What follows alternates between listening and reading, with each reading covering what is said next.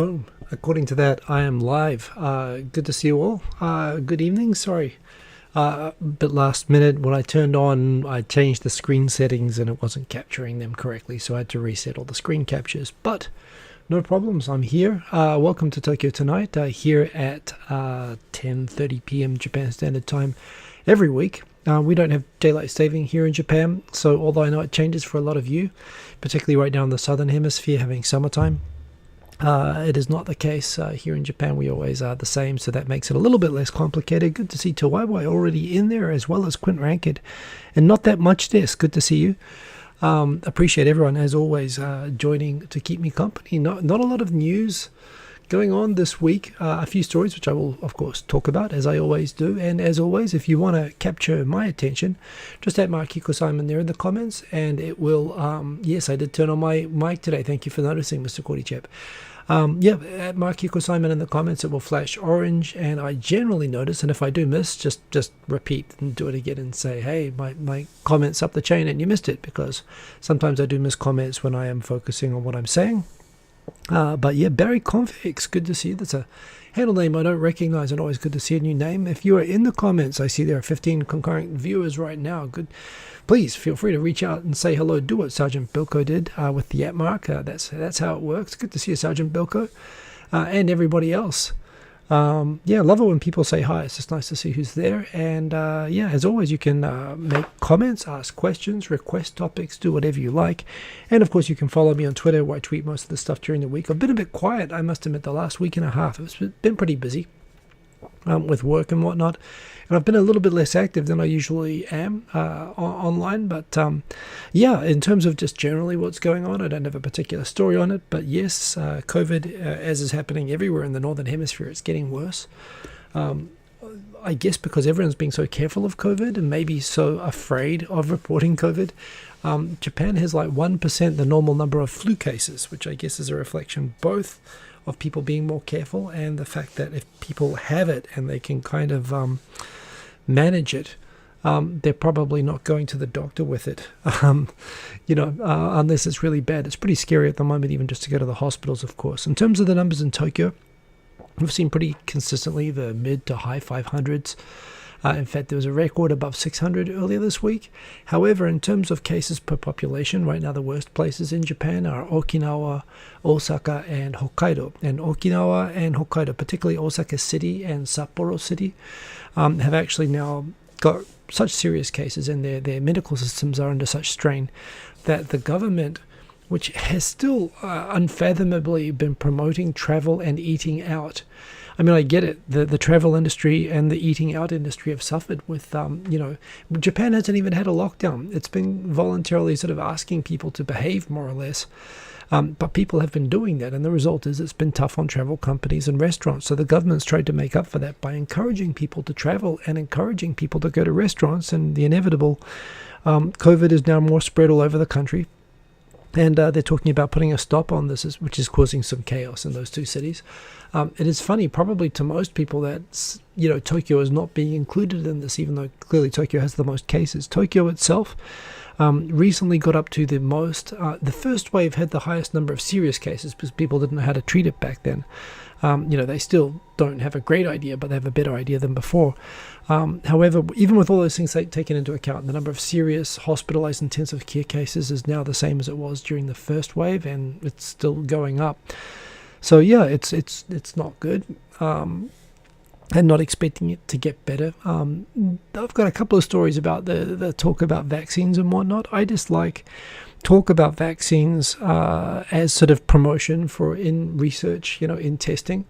I am definitely pro-vaccination. The idea of being anti-vaccination is just so offensive and ridiculous. However, vaccines, to the extent that people worry that they might not be safe, this is why there's such rigorous testing and approval processes for them. And, for me, the idea of promoting and getting people's hopes up on vaccines and cures that are not approved and checked and tested yet and been through the proper trials. This is part of the process. We have to go through it. But if they come out and they're tested and they work, use them, absolutely. But we're still a long way away from that. And indeed, winter seems to have something to do with it. So yeah, the situation here is not good, and I continue to be here at home. But yes, I'm near there is a road. I'm not on a major road, but you can often hear La Migra going by outside. More people coming into the comments. I see Tokyo 503. Good to see you. Kang and Kodos. Good to see you there in the comments. And the Atomic Tom. Excellent to see you. So yes, indeed. Good to see everybody. We can dive into the topics. Remember, as always, you can ask me for a topic anytime, and we'll see where we go. Maybe one other thing just before we start. I always do this in the beginning. I've been enjoying, I signed up for an online kind of, it's basically, you take your Akai MIDI, keyboard, which I use for making music and whatnot, and you can actually play it like Garage Hero, or, the music game, the rhythm game, online, as it has you do courses for how to, finger drum, learn how to sort of tap, and create different sorts of beats and develop the muscle memory for it. And I'm having a lot of fun with that. It costs a bit, but it's actually pretty motivating. So that's another thing I've been doing lately that's a lot of fun, and hopefully when I get back into jamming and making tunes, you'll be able to hear the difference. But anyway, we'll see. So yeah, first story from this week, from the start of the week, the United Nations panel held that Carlos Ghosn's repeated arrests and rearrests and being held in detention for a long time, like 1.5 years, I think, in the end, constitutes extrajudicial abuse, basically, abuse outside of the normal rule of law. And on this, Guitar Hero, Garage Hero, thank you for the correction, Mr. Cordychap. And the United Nations is definitely correct that in Japan, I've talked about this before, police can detain people for extraordinary lengths of time without access to counsel, without any communication with the outside world. People report people are missing when they've been detained for questioning. And they come up with sort of flimsy, they'll try to pick 3 things that they think they might be able to charge you with as an excuse. And they can hold you for weeks on one charge, but if the court says, okay, you have to charge them or release them now, but they still are trying to get a confession out of you, or they're trying to find evidence, they'll just then apply the second charge that they have to extend the period, even when the judge says release them after the first. And that's what they did with Ghosn. It's done routinely in Japan, particularly with murder cases. I've talked about this before, how the very first thing that they'll charge you with in a murder case is not murder. They'll charge you with illegal handling of a dead body. If they find you with the body, they'll hold on the murder charge, because they'll try to detain you for as long as possible on the handling a body charge, and put you under pressure to confess to save them the trouble of having to do more investigation. And it works. 99% conviction rate, mostly based on confessions, which are mostly based on prolonged detentions and psychological pressure, and in terms of the way that the police apply pressure as well, particularly in high-profile cases like Ghosn's case or murder cases or drug cases or whatever. The police will leak information to the press, basically favoring their story, and the press will cooperate because they want access to the story. So they'll put out that this person's guilty and this person did it, and the police have all this evidence against them, and their family really wants them to admit to it. And they do it, it works. So in terms of the United Nations panel condemning the Japanese justice system for using really techniques that are not consistent with first world countries in terms of law enforcement, and how the police misuse their powers of detention to be able to coerce false confessions and get false convictions at an extremely high rate, that's a valid criticism. However, suddenly noticing this when a fugitive embezzling, allegedly, but he's been charged in multiple countries, and it seems, basically a person who, and no question that he obviously skipped in the end. Someone, you could say he's sympathetic based on his abuse, but everybody in Japan who goes through the justice system goes through this. So, the fact that he paid for mercenaries to put him on a private jet through Turkey to Lebanon, where he's now living in a house that was paid for by Nissan. The fact he has embezzlement cases and misappropriation of funds cases against him, not only in Japan, but also in France and in other countries. he's been tossed aside by Renault and as well as by Nissan. Yes, it did appear in the beginning that this was an internal racist coup by Nissan, and he could plead all of that. But it seems that there is a case to answer, at least in terms of other charges. Not just the delayed compensation, which is pretty common in Japan, and it seemed ridiculous to arrest him and charge him with that. But in that time that they had him detained, it seems that they found other information about, for example, the party for his was it a wedding party for his daughter at the Versailles Palace in France, and that cost millions of dollars. And he says there's a perfectly good explanation for it. He just has good friends, they let him use the palace.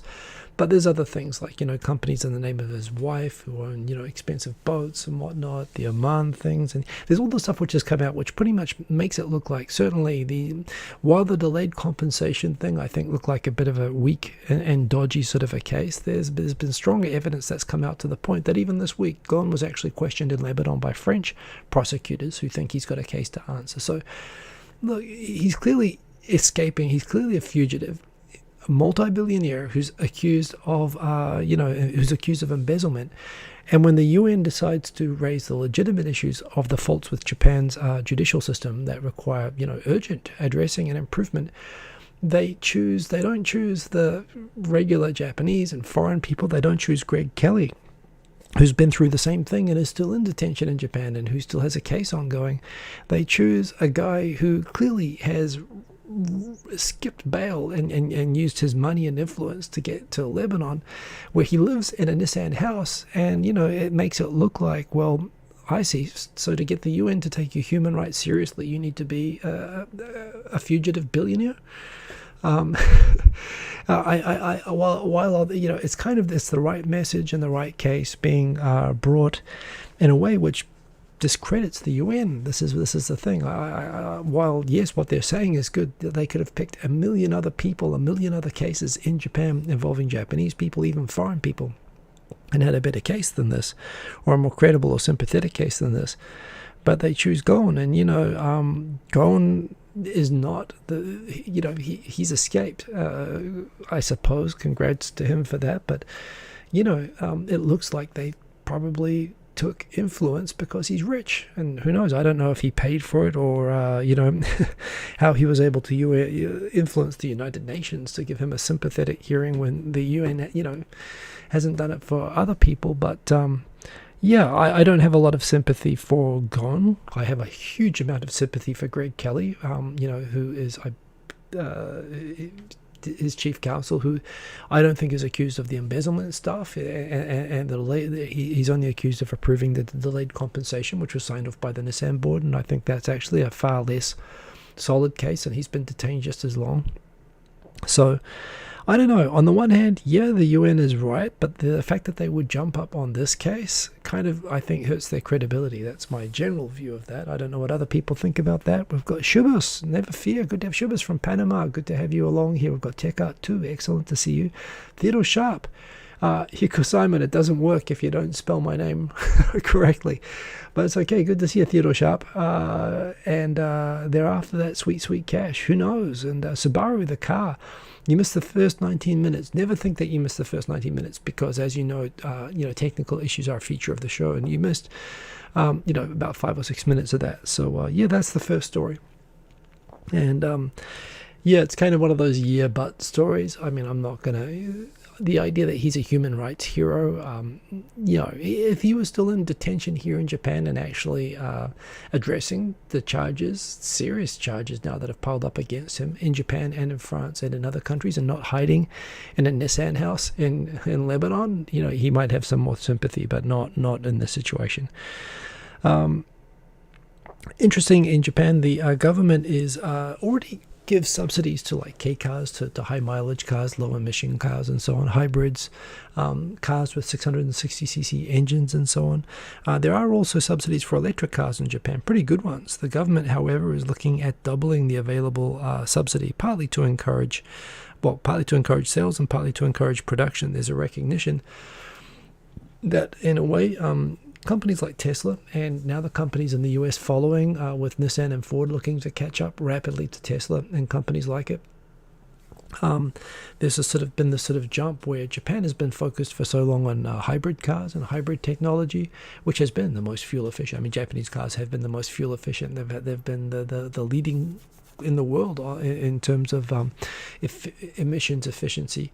We know that the European countries, the German car makers that were claiming this with diesel engines of all things was a load of crap. They were just building defeat devices on the cars and actually putting out badly polluting cars that were actually showing in the data that the air pollution and the effects of car emissions were much worse than they were supposed to be if cars were compliant as they were supposed to be. And they reverse engineered and checked the cars, and it turned out that they'd all been cheating. I mean, Volkswagen, Benz, all those companies. Japan has been quietly going along, and they've been good at this, but they've been using incremental technology, first of fuel efficient engines and then hybrid engines and so on. And while there have been a few electric cars in Japan, notably the Leaf and the MIEV, the Mitsubishi electric vehicle, which are both, quite small. The Mitsubishi in particular, very small, but they've never really taken off in Japan. And to the extent that Toyota's looked at electric cars, rather than looking at battery-powered cars, because again, they don't find the big, heavy batteries, they thought that was not a limited range, heavy, difficult. They've been investing really hard in hydrogen fuel cell-based cars. The idea being that you could actually just go and, you don't have the range problems because you just have to go to a gas station or a hydrogen station, which you could use gas stations for. You could have a hydrogen pump and you can just fill up the car. And you don't have to wait an hour for it to charge like you do with electric cars. So Japan had been investing in this hydrogen technology, and it's still pushing ahead with that. But of course, there's no hydrogen. So, yeah, Japan's basically, while focusing on a further in the future technology and on older technologies, it's kind of been leapfrogged.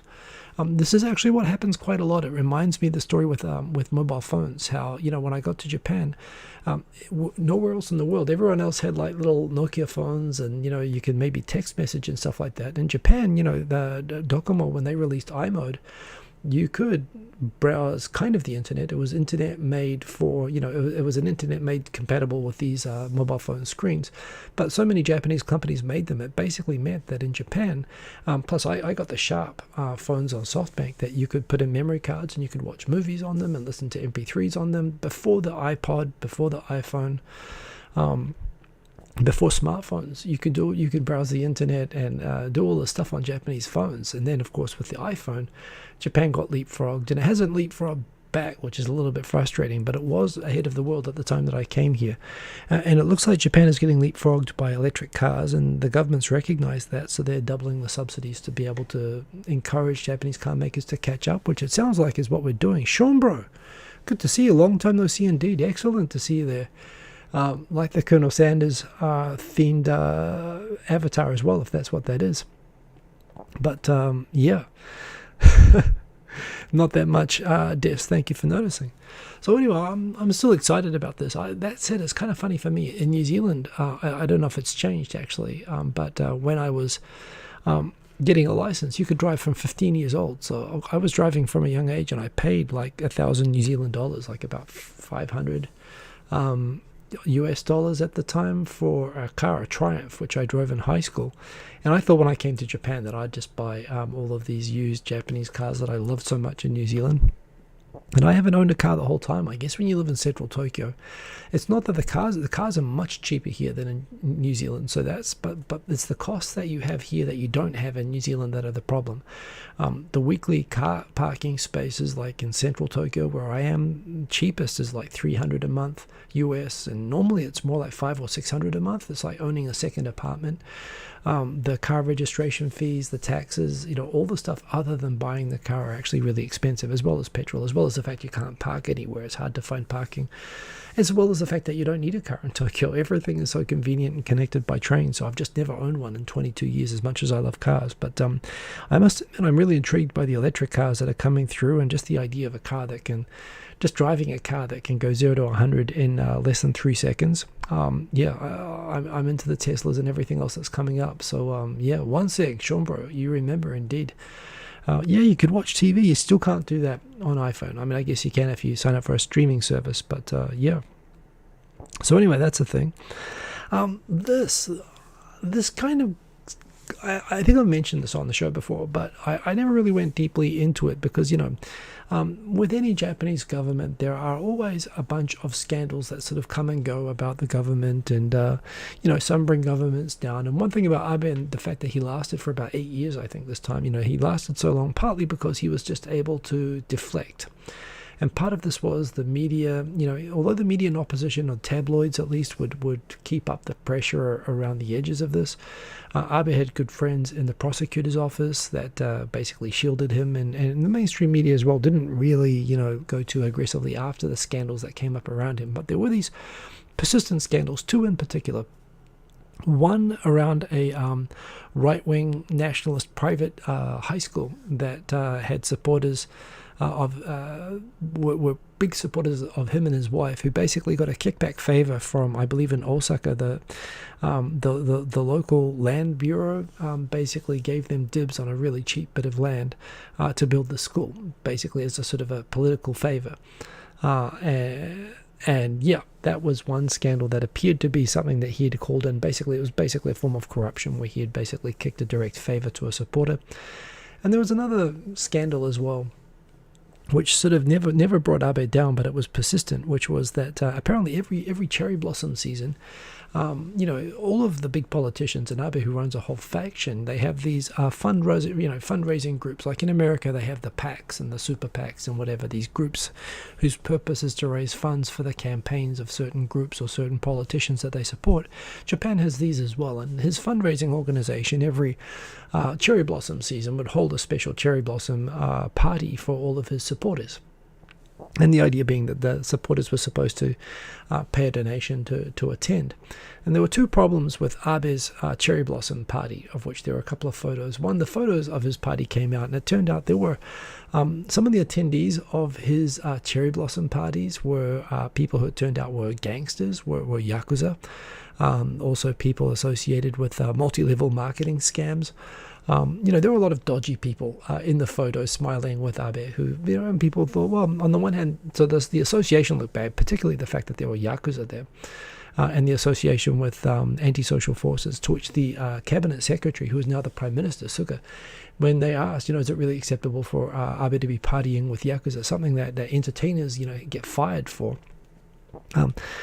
Suga was saying like, yeah, well, who really can say what a Yakuza is? Anyone could be that. So they had that, and then the media and the sort of investigators and the opposition said, hey, could you give us a guest list? And they said, oh, we lost the guest list.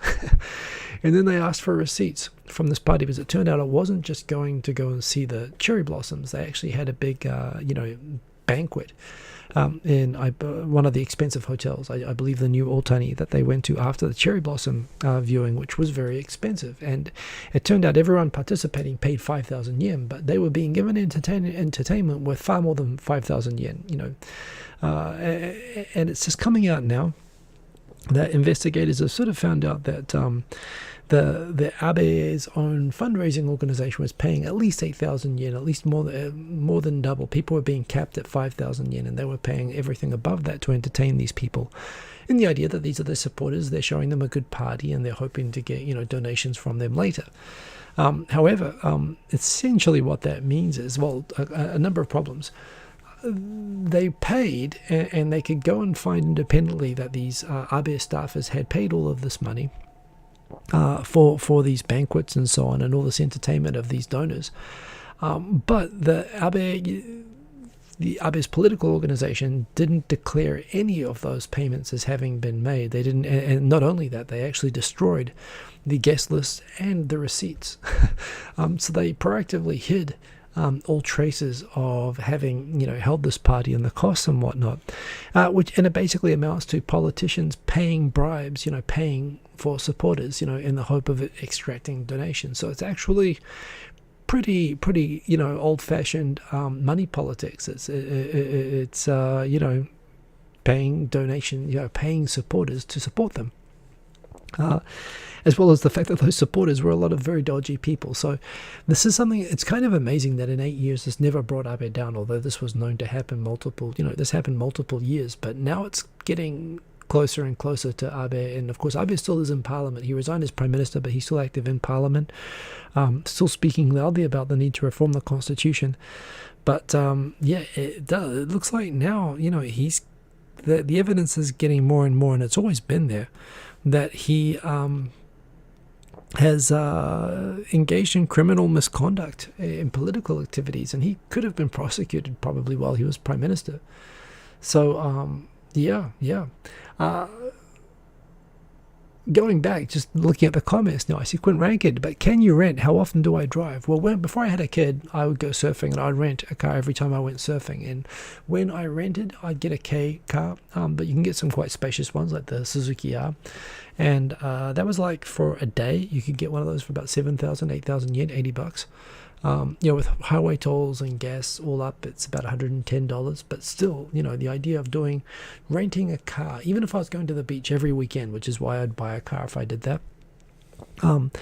It would still cost me like at maximum, if I went every week, it would cost me 28,000 yen per month. Whereas just a car park, even when I was living out in the suburbs, would cost about 30,000. In central Tokyo, it would cost 50,000 just for the car park, let alone the registration, the gas, the highway tolls. So yeah, it made a lot more sense to rent, and I did that. But since I've had my son, I don't know, I would like to drive more often, but we just end up on weekend programs where if we're going out, we're going by train. But lately, again, with the Rona, we're not even doing that. So yeah, you can definitely do that, and I encourage it, but not doing it. Wing Star, good morning. Good to see you, Wing Star, and thank you for joining. And Kang and Konos, wow, here goes a mod, LOL. What mod? I don't understand what you're talking about. What mod? What did I do? Yeah, I'm sorry, I don't understand. Paragoti, good to see you. Kang and Konos, maybe you want to explain that a little bit. Dirty laundry in Japan is only washed when people are out of the fire. Yes, I don't understand any of these things. But yes. Anyway, so it looks like Abe might finally be in trouble, although it's a little bit late, but it is kind of interesting. Another case, which I've talked about here before, which has kind of been quiet for a long time, but it's come back. The whole Phutema and Henoko base relocation issue in Okinawa, just to recap on what this is about. There's a massive marine base in the middle of the main island of Okinawa called Phutema. And it's basically land which the Americans have kept since the end of World War II, even though technically the land was confiscated. Well, I believe some of the land was actually originally Japanese based, but as the Americans did, the Americans actually, when America occupied Okinawa, they nationalized, they took over something like a quarter of the land of Okinawa, and they basically kicked the people off the land and built bases on it. And the thing is that although they kick the people off the land, those landowners still own the land. The situation right now is I don't know if they get paid rent or anything like that, but their land title is not extinguished. It's just it's being taken over by the Japanese government and given to the Americans, and that's one thing that generates a lot of resentment. The fact that it made a lot of Okinawans landless or homeless for these bases. The other problem that's happened, particularly around Phutema, is that Phutema, is a marine base, but they've got a lot of airplanes there, and they've had a history of two problems with that. One, they've had some air accidents around the base, and just the air base itself. They train pretty much all day, all night, and as the population, Okinawa is very densely populated. So as often happens when populations build in areas around airports, people complain a lot about the noise. You'd ask, why would you want to move near an airport in the first place? But it does happen. This happens everywhere that there's airports, that as they get built up, more restrictions get imposed, that you can actually sue and control the airport sort of hours and noise. Pretty hard when it's a US base in Okinawa. But there's been complaints about that. Worse than that, there have been air accidents, including some famous, I believe, a helicopter crash back in the 90s that actually crashed into a university campus that was adjacent to the base. A couple of incidents like that have caused loss of life, which further inflamed resentment against that base, Phutema being there. Third issue, again, more going back to the 90s, but it happens from time to time that, when you have a lot of young military people anywhere, some of them are going to commit crimes. It's true, just statistically, as a population of people. However, when you're a US troops in a foreign country, and when you carry out rapes, and particularly when those rapes involve children, as again unfortunately happened in the 1990s, the already low tolerance for the existence of that base among some people, bearing in mind many people in Okinawa work in the bases and depend on the bases for a living, a big part of the economy down there. But, there's a lot of people that also passionately dislike those bases and resent the Americans being there on essentially stolen land, and causing all of these problems. And particularly if you're a victim of either mishaps or criminal misbehavior by troops down there, it's caused a lot of tensions over the years. And there have been times when these things have happened that, the bases have been on tight curfews as sort of punishment, collective punishment against all the Marines, which maybe isn't fair, but at the same time, they're a foreign military force on Japanese soil, and they're guests, so they're held to a higher standard, as they should be. However, again, the Phtemma base issue went from being one of injustice of land confiscation for this huge base to being one of safety, perceived as safety. Particularly, people would say about air accidents, which happened a number of times, but beyond that, frankly, the safety from the criminal behavior of the troops as well became an additional issue. And it actually caused so much pressure to build up around the relationship that in the early 2000s, the Americans and Japanese sort of agreed that it was appropriate to relocate the base. And as we've talked about before, there were some suggestions that America could actually just put the Marines in Phtemma, in Guam now. They have sufficiently good airplanes and whatnot that they could project forces into Korea or Taiwan as backups, or into Japan from Guam without needing to use the bases in Okinawa anymore. However, the Americans, Okinawa's a forward base for pretty much every front line in the Northeast Asia. So they wanted to keep the presence in Okinawa. That's kind of understandable, but they also wanted to improve relations with the prefecture, and particularly with the town of Phtemma. So the Americans proposed that they could, instead of that they could give back the entire base of Phtemma. They could give the land back, and they could move out of that base. And instead, there's a base in the north of the main island called Camp Schwab. It's a huge base, takes up the whole northern coastline, and it's right beside, basically, because it's a U.S. base. The sea adjacent to it is more or less a reserve. You're not allowed in there because it's beside a U.S. base. So it's kind of turned into this sort of protected nature reserve. The Americans said, well, there's a big reef there. We could just fill in the reef, and we could extend the base from Camp Schwab over this Henoko Reef, and we could move the whole Phtemma base up there, and it can be on reclaimed land, so we're not taking anyone's land. And it seems it was a compromise solution which was accepted by the Japanese national government and the U.S. military as a solution to move to be able to give back Phtemma. And to allow the U.S. to remain still in Okinawa, where they want to be, where they want to project, to protect U.S. interests in the region. They need to have those Marines there, is the U.S. determination. So it seemed like not a bad kind of a solution. The only problem being, well, two problems. A large part of the Okinawa populace still just resents the fact that there are so many U.S. troops in Okinawa, and they're asking, why does Okinawa have to host all the troops? Why can't they be in Kyushu or other islands? And the Amami Islands, for example, in Kyushu are right nearby, and they don't have any bases, and they're just as conveniently located, so why not them? So there was a lot of resentment just that that the base burden on Okinawa would still be the same even if they relocated this base. And some people, probably sincerely as environmentalists, and others just generally resenting the U.S. bases, picked the issue that this is a protected nature reserve, that the solution to this issue was to propose filling it in with cement and building a huge, artificial extended bit of land on top for this marine base. And so the Okinawa, and to the extent that there have been referenda on this in Okinawa, kind of tough for Phtemma, but they've basically, the current Okinawan governor and referenda in Okinawa have found that they don't want, and particularly Henoko, they do not want the U.S. to extend Camp Schwab. They don't want those people to move on the island, up to the north of the island. So on the one hand, everyone still wants Phtemma closed and returned, but they do not want to allow them to move to Henoko. And the way that protesters, including the Okinawan government, which is against this and against the national government on this, they have carried out lawsuits against the Japanese national government, which has given the permits to go and fill in this reef. And Okinawa prefecture itself has actually prohibited the infilling of the reef, and they've been in lawsuits against the national government. And the national government, which wants to keep good relations with America, keeps basically escalating, and the national courts are backing the Japanese government, that the national government is within its powers to fill in this nature reserve, even if it's against the wish of the people in Okinawa and the Okinawan government. So, yeah, this has been going on for a long time. It is a really sore point. It's transferred the resentment against the U.S.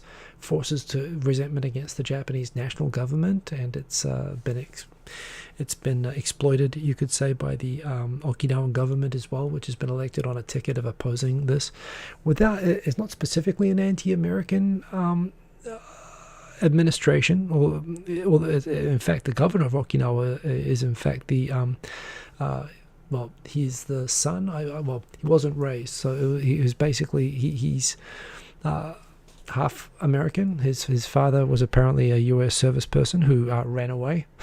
I guess maybe that would influence any ill feelings that he might have. But yeah, he was raised by an Okinawan mother, I believe, and he's Okinawan, and he's if you look at him on TV, he looks like an American. He looks like a Caucasian.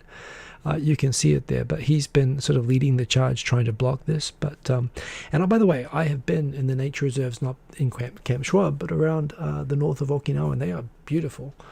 That said, I think personally, as a solution to the FDEMA problem, this works. And U.S.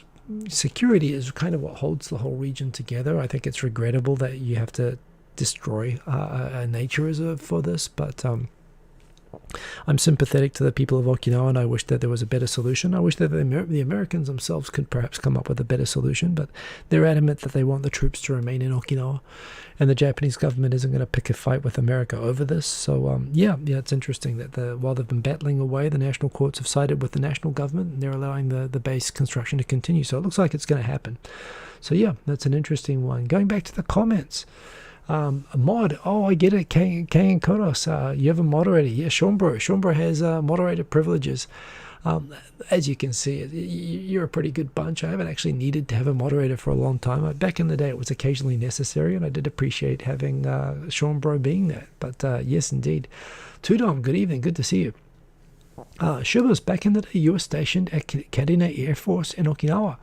SR-71s flying to Vietnam. Wow, that is some stuff. Shubas, so you're in Panama, but you were working at Kadena? Well, that's really cool. And SR-71s. I've got a photo. I went up into the Airspace Museum in Seattle, and I've got a photo of myself sitting in an SR-71 cockpit. It's one of my favorite photos ever. I don't know if you know the movie Daryl from like the 80s. It's a bit like Space Camp. It's a movie about a kid who gets to fly an SR-71, and to me, that's just like, that whole thing is just awesome. That is really cool. Okay, Shubas, good. Thank you for sharing that. Theodore Sharp, it's the same people who are complaining about the kids playing in the playground, complaining about the child rape in FDEMA. Yeah, maybe. Certainly, it's a tough issue for all sides, and it's terrible how it demonizes the troops. Of course, 99% of whom are all excellent ambassadors for America, but it's what happens, yeah. Greg, if we move base from Okinawa, we can't support Korea. Well, that's the question, is whether you could support. Okinawa has tried to pull the same stuff. They've tried to, I believe when President Roe came in, he was kind of putting pressure on the U.S. to scale down troops, and Dick Cheney, Donald Rumsfeld, at the time, he called the Koreans bluff and said, hey, well, we can support, we don't have to be on the front line and Panjimon defending you from North Korea. We could do that from Guam. Sure, we'll pull everybody out. How would you like that? And the Koreans panicked and apologized and walked everything back. And and obviously didn't end well for Roe in the end as well. That was kind of an example that he just wasn't a very capable, at playing chicken with the Americans. Hatoyama ended up better than Roe, but he similarly pretty much ended his job when he challenged the Americans on the same issue. He said, okay, can you guys do the Okinawans a solid and find a base somewhere else, and we'll find a place for you. And the Americans were not interested, and he was forced to resign as well. So yeah, cut it, 1969 and 70, that's how old it was. Still, that's super cool. That's a great story. But yeah, So anyway, other stories that we've got, there aren't a lot. There's a study from Nara University that found that within 1 minute, apparently what they did was, and they've got a picture of green tea, but this wasn't green tea. This was like black tea. And they haven't said specifically what sort of tea it was or if it was like Nara tea or something like that. But they found the study, yeah, as much as I said I just hate news about vaccines and stuff like this, I posted this one because I immediately just reacted. It was a bunch of crap. That said, it's not exactly. It turns out there's been more coverage of this explaining it's not entirely as much crap as it appears, but it doesn't necessarily mean what it appears to mean. Well, so what am I talking about? Not a university, some researchers got some COVID-19 from somewhere. They put it on a bunch of specimens, and they basically put black tea over it, and they found within a minute, it was 99% neutralized. So what does that mean? Does that mean that if you drink tea, you can neutralize any COVID in your body? No, it doesn't work like that. Tea has always been known as having certain effects, as being, sort of good for fighting off certain types of germs and improving resistance and whatnot. The idea that this was being touted as some sort of cure. And what are they saying? Are they saying that you're supposed to pour tea all over your room to be able to disinfect it? You've got UVC lights. You can do that. There's other ways to do that, so it's not really clear. But everyone immediately, given that the Osaka governor said, "Hey, you should all just gargle iodine; that'll fix it," and then iodine sold out. Some people suspecting that Shizuoka, which is famous for tea production in Japan, is probably behind this, probably paying off the university. Who knows?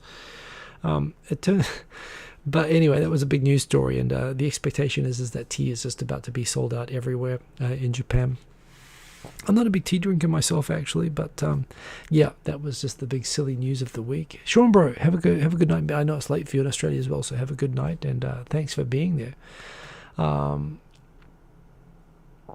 Hey Theodore, you go, oh, the one above. You're talking about the people who are moving near the airport. Yes, that happens near every airport, and they always complain that does happen. But yes, but there is a bit more to it than that, given that there are actual multiple accidents down there as well. It's tough being near a base. And by the way, military brat myself, so I'm sympathetic to military, and I lived in bases growing up. New Zealand bases. The one in Singapore was kind of fancy. I was going to say they're not very fancy, and they're not. They're definitely not. But the one in Singapore was kind of fancy where I grew up, and yeah. And American bases are like Disneyland compared to New Zealand Army bases. They've got everything. New Zealand, you get like a dairy and everything else. You got to go out and shop in the regular population, which was fun in the one place that was interesting. Not so fun in Papakura or Waiuru. Kind of fun in Australia, but yeah. So yeah, although there are no confirmed vaccines yet available from anyone, in spite of the news that Pfizer, sorry, I laugh when I say Pfizer, it was a heart disease medicine that had a side effect of causing, male function. That became the primary sale of that. I wonder if there are any side effects from Pfizer's vaccine this time around, but point is, all of these things, the AstraZeneca, the Pfizer one, the tea, everything, nothing's been actually finalized and approved and ready for distribution. They're just doing PR to boost their stock price because they've got some early testing around, but we don't know what the side effects are. We don't know, it's not proven safe yet. I hope they go all through the hoops. I hope that they're proven safe, and if they're proven safe, I hope that they are distributed to everybody. And by the way, if you live in Japan, look, every company, the local governments here for the flu shots every year they figure out what's likely to be the type of the strains of flu that are most common, and you can get 1 or 2 shots for them. I get vaccines every year, for the expected types of flu, but I don't want to get those. Kids in Japan, it's not mandatory for vaccinations, but pretty much everyone does it. And, and kids in Japan get more vaccines. One of the theories on why COVID-19 has not been as virulent in Japan is because so many kids in Japan get gnawing, which is it meningitis, or it's a brain inflammation disease, which MMR, something like that. It's a vaccination which they don't give in a lot of Western countries. But they put it on the list here in Japan, and a lot of people have it. and it's a correlation. It's not a cause. It's not understood. But I'm all for vaccinations, but I'm not for drug companies boosting their stock price based on unconfirmed news of things that may or may not be effective or safe or ready anytime soon. But that's what the news has been. However, it is amazing how governments are, of course, while they are rushing on this and they're rushing to stockpile and supply and expecting in time for June. Basically, the idea is that the government is this committed to the Olympics. They want them to be able to. And look, hey, if I can get vaccinated for this in a safe way before June next year, I'll take it. Geez, no hesitation. But there's no vaccine yet. I would love if this is true. That would be wonderful. But and look, if it motivates the government to hurry up and to spend lots of money on it, that's good too. But we'll see. Incidentally, while some people are talking about with Olympic Commissioner Bach coming to Japan a few weeks ago that he was coming to maybe finally cancel the Olympics, or maybe say we can try again in 2032, which is the next Olympics, which isn't already scheduled. It turns out they're pushing ahead, and the Japanese government just this week was talking about how it's going to cost, just for the fees of the costs of salaries. Pardon me, of people working for the Olympics company. Something else which I know about as well, family was involved in the Commonwealth Games in Auckland in 1990. 1/3 of the countries of the Olympics, but still kind of a big deal for New Zealand. And that's a big deal. It's a lot of people, a lot of logistics, a lot of salaries that you do pay, as well as a lot of volunteers and so on, but a lot of salaried people as well that you need to be on board for that length of time. And those people are supposed to have finished, and that whole organization is supposed to have wrapped up in August, and now they're talking about extending through an extra 12 months.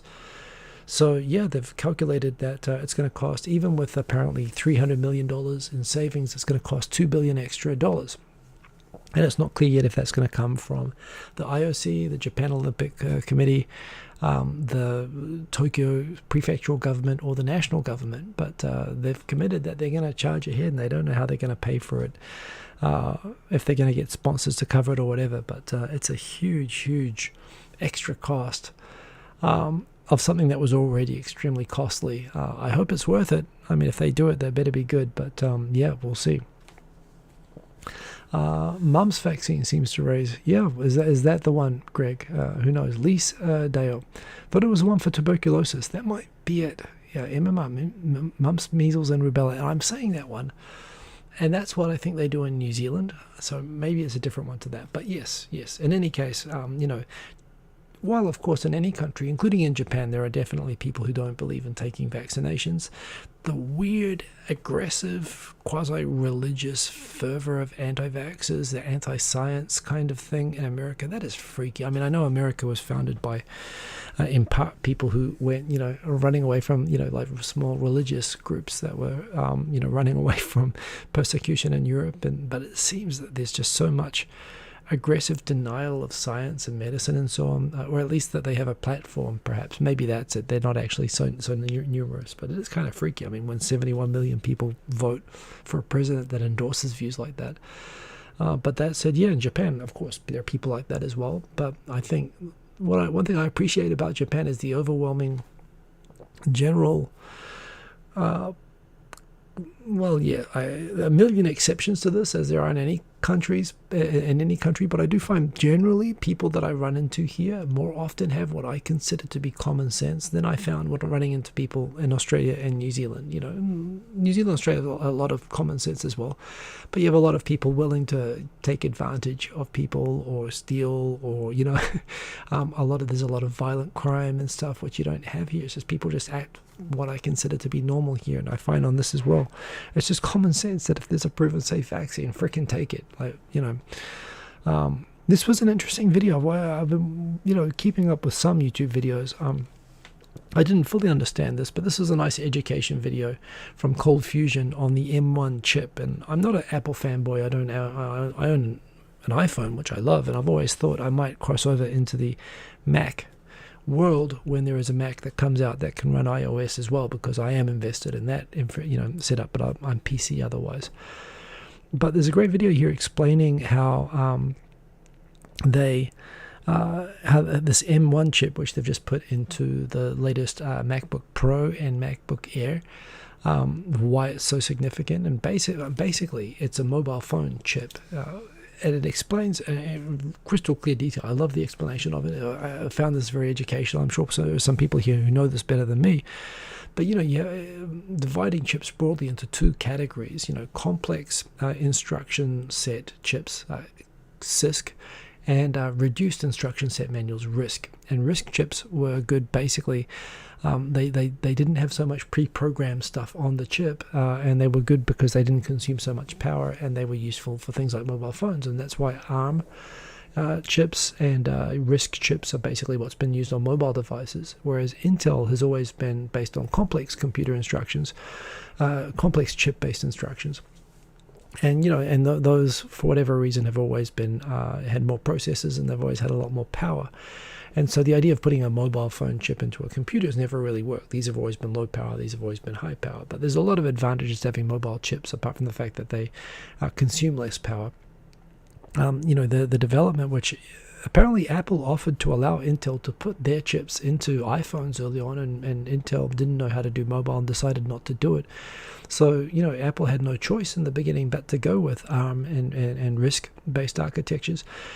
And it turns out now they've invested and they've gone so deep on it and they've gotten so good at it. This M1 chip is apparently turning out like benchmarks that exceed the best, Intel chips. And the best AMD chips now. So basically there seems to be like a technological disruption happening where RISC chips are now sort of overtaking in terms of speed and performance. And they can show this on benchmarks like rendering video and so on. And you notice, I noticed this myself on my iPhone, on the free iMovie app, I can render a 4K video already in like less than half the time it takes to render a 4K video or even a 1080p video on my quite powerful laptop. And it's kind of amazing. And now that they've put this sort of chip into a laptop like a MacBook Air, well, two advantages. One, it can now run iOS apps as well because it uses the same chip architecture, but also no heat, long battery life, and higher performance than a lot of leading PCs. It's kind of crazy, and this is the first generation. So I found this video fascinating. I loved how it explained it, and I find the idea that, wow, we might be in for some really powerful, quiet, fanless, light laptops coming up, and I'm going to buy one. I find this pretty... that's a good point, Mr. Cordychip. I remember that, the Intel Atom brand. I remember they had some netbooks that had those in, and they were garbage. They were really terrible, and that's why they were garbage. I see now that you said that as well. But I find the way this video lays it out, it makes it super interesting. It actually highlights that there's actually kind of a revolution happening in desktop and personal computing based on this sort of chip, which Apple would not have pursued if Intel had taken their offer in the first place. But really exciting. So yeah, I found that really cool. We've talked about this before, how Japan only, when it says Japan's immigration policy, it's specifically talking about Japan's refugee acceptance of refugees. It's come under criticism, another criticism from the UN, but definitely a deserved one. The fact that less than 1% of asylum seekers are recognized in spite of Japan's large contributions. This is from the NHK, so they try to be balanced, but they point out, this is NHK, and this was in Japanese as well, that yes, indeed, the stories of they don't force people to leave the country, but they'll put you in detention until you voluntarily go, which means that people who are afraid to go back, and particularly a lot of Turkish Kurds, for example, are in the situation they don't want to return to Turkey, but Japan won't recognize that they are legitimate refugees coming from Turkey. So they refuse to leave, so they just stay basically in endless detention, specifically immigration prison, which is like normal prison, only without the rights that you have in a normal prison. So there are a lot of alarming cases of deaths in custodies, prolonged detention, impacts on children. And yeah, they're looking to improve the system at the moment, but still getting deserved criticism from the Japanese government. We'll see. It's good to see the scrutiny and the criticism because it's needed. And final story, just the typical story in Japan that frontline medical workers are getting shunned by colleagues. People don't want to take a risk of catching COVID-19, so they are isolating and shunning people who are assigned to look after COVID-19 patients, which is meaning that doctors don't want to take these cases, and the doctors that are shunned, which is contributing to the lack of capability and lack of beds and staffing to be able to. This was causing medical systems in Japan to break under much less strain than we're seeing in Europe or America. But yeah, it's through sort of old-fashioned prejudice. Remember, this is the country that that still put isolated Hansen's, leprosy victims. 50 years after a cure was available, they were still forcing them into isolation asylums. There is still some old-fashioned stuff, particularly in the medical profession in Japan, and this is happening. And I'm going to end on time. So, Mr. Cordy Chap, I didn't have that much this week, so there you go. Still lots of interesting stuff. I'm still active on Twitter, so you can follow me there. Good to see so many people. Wingstar, well, indeed, Turkey's in an interesting place NATO-wise right now. I don't know that it needs to be. Turkey as a cooperative member of NATO is really important, but right, they're pushing there. Travis Moore, good to see you, by the way. Indeed, I love Cool Fusion as a channel. Oh, highly recommend, by the way. I didn't get it in here, but there's a channel called Extra Credit History, and they've just done a 3-episode, like 10 minutes or less, really well put together and entertaining take on the Japanese restoration of the emperor and the Boshin War from the 19th century. Really great. So highly recommend Extra Credit History. Look it up. They do a lot of good stuff, so go and do that. And that's the show. Remember, like if you like. I'm here same time every weekend. Good to see you all. Thank you for joining. Follow me on Twitter if you want to follow me on Twitter, and have a good week, everybody. Stay safe from the Rona and everything else, and see you next week. Boom. Peace. Ending on time. My pleasure, Paragotti. Good to have you here. And remember to like if you liked. It helps the show, so appreciate it. Okay, see you later. Peace. Boom. See you, Theodore Sharp.